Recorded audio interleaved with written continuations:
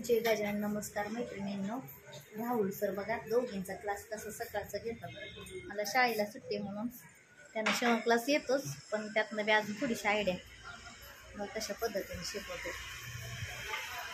आणि महत्त्वाचं तुम्हाला सांगायचं पुढचा हे आहे की नाही, पुढचा गळ्याचा आकार घेतला तो आकार कसा पद्धतीने कापायचा आणि फ्रेंच कर्वरने कसा आकार द्यायचा हे तुम्हाला शिकवते. व्हिडिओ कंटिन्यू बघा मैत्रिणी. हो का, हा ब्लाऊज आपण शिवून घेतलेला आहे. सव्वासा भाग आत टाकलाय, उलटा भाग वरच्या साईडला घेतलाय आणि गळ्याची पुढचा भाग आहे ना, अंगावर माप घेतलं का नाही त्यांना 5.5 इंचाची ही 5 इंचाची पट्टी पाहिजे हुका लुकाची.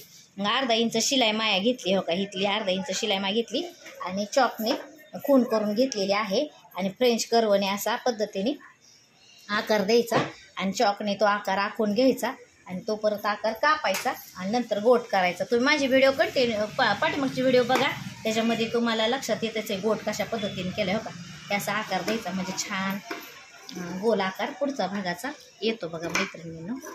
चला बाय.